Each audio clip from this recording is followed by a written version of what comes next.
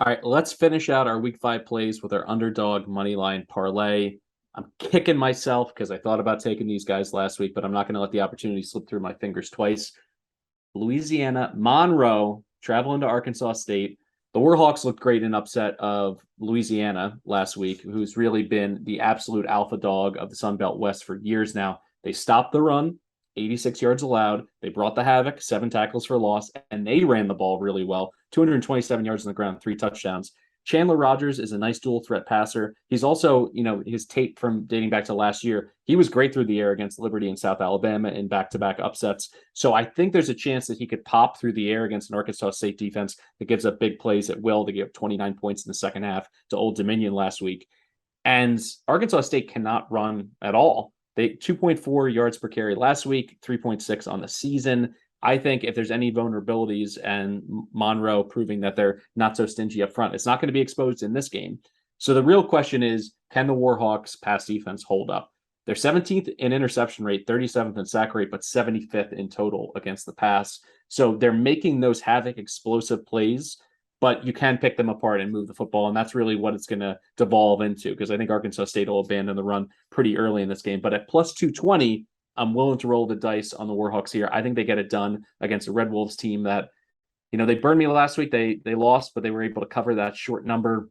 I don't think they're able to do it here in back-to-back weeks as a favorite with a target on their chest. I'll go ULM. I like it. Yeah. I mean, you know what I feel about Arkansas State. For mine, I'm going back to another Matt Mitchell. Give me the drop. Play the music, baby. Give me Old Dominion, riding with the Wolfpack, plus 115 against Liberty. I know I've faded Liberty a couple of times now. They're down to their third string quarterback. Charlie Brewer's out. Caden Salter didn't play last week.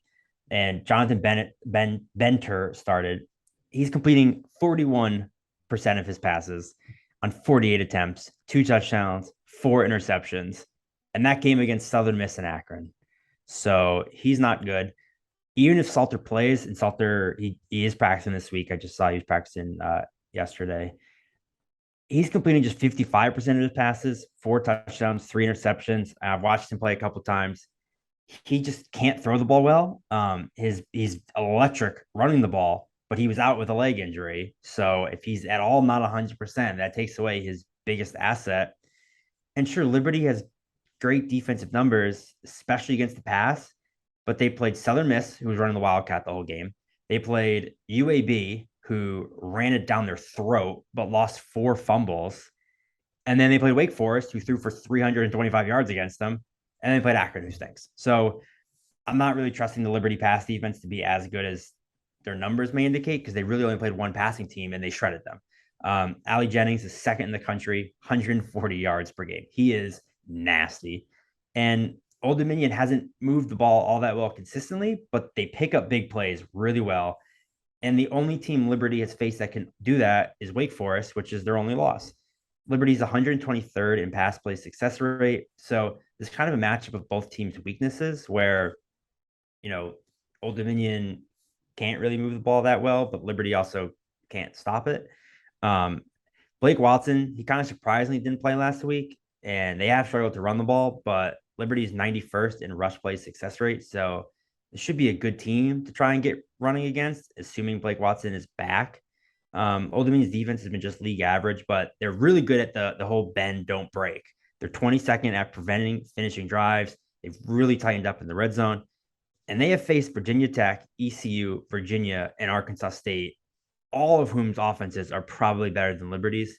Virginia's offense has been bad, but they still have Brennan Armstrong, who's much better than whoever's playing quarterback for Liberty. Old Dominion's 2-0 at home this year.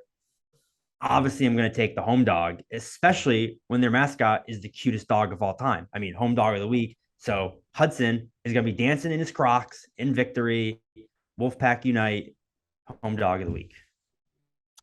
I very much like this play, but it's all predicated on Caden Salter's availability. A seaofred.com does a great job updating everything Liberty football, and they have beat writers who are covering the practices. If he's a go, this play shifts from Old Dominion for me to over, because it's sitting at 41, which I think is way too low with a dynamic improvisational player like him. He's basically Malik Willis light. He doesn't quite have as live of an arm, but he was the Sports Illustrated Texas High School Quarterback of the Year in 2020. This guy's a big time talent, signed with Tennessee, 4-star kid.